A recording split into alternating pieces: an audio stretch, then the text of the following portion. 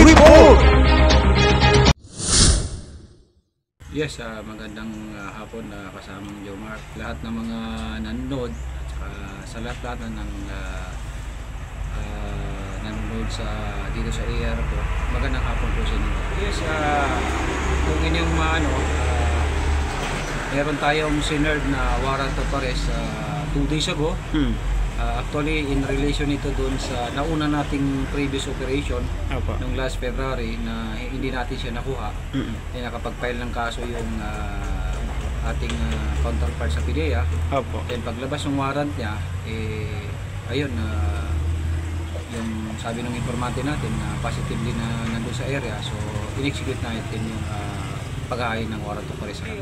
Kami naman, katulong lang ng ating local police. So, ang ating na-arrestong suspect kasama yung ating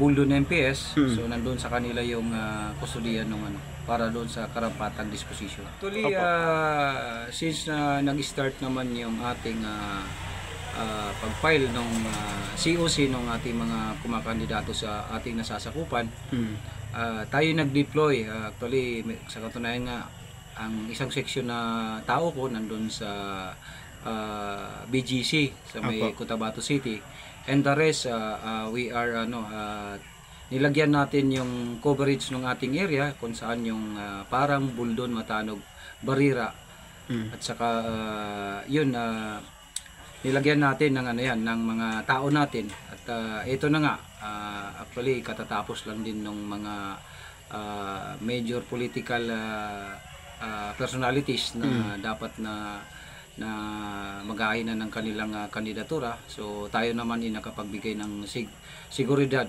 na naayon doon sa programa ng ating Chief PNP at saka at the same time yung ng ating provincial director na si Police Colonel Salman Sapal. Yun naman talaga tayo. So far dito sa aking AORs kung saan itong Iranon Corridor, mapayapa at matahimik po yung ating naobserbahan just because of lateral coordination din naman siguro sa ating seguridad na nilatag.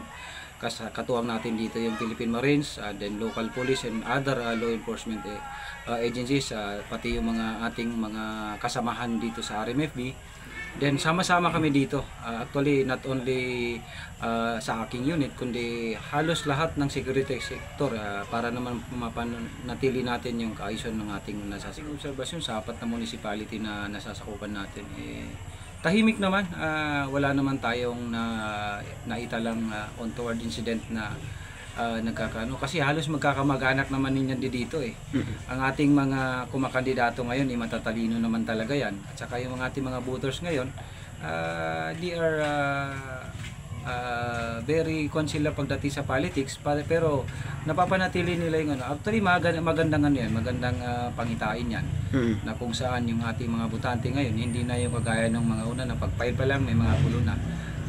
Siguro just because of our security plan, yung collaboration ng ating mga security sector at saka yung partisipasyon din ng mga kumakandidato kung saan sila din mismo ang naghikayat sa kanilang mga supporters na we are politics doon sa mga kababayan ko na nandito sa nasasakupan ko. After nitong filing of COC, ang kasunod niyan is yung total gun ban. So although medyo ilang buwan pa yon, pero ngayon pa lang ini-carry-out ko na kayo na sumunod lang tayo doon sa batas para hindi tayo magka-problema. Kasi not only on the gun ban kami magpo-focus, but sa security sector kasi hindi lang kami nakatuon doon sa mga loose firearms, kung ano man yan. Basta pagdating sa seguridad, nandito ang ating kapulisan at saka katuwang yung ating Philippine Marines. So doon sa mga nag-iisip pa ng di nakanais-nais, please lang ho, wala na ho tayo doon sa mga panahon na talagang makikipagtulungan na tayo sa ating kapulisan, at saka doon naman sa mga kumakandidato nagpapasalamat kami kasi maganda ngayon yung tulungan ng security sector at saka yung mga kumakandidato mismo. Una-una, salamat sa inyo kasi kayo naman talaga yung nagbibigay ng daan para maipahatid natin yung mensahe ng ating kapulisan sa ganitong mga pagkakataon. So hanggang noon na lang, marami pa tayo pagsasamahan. Maraming salamat sa inyo.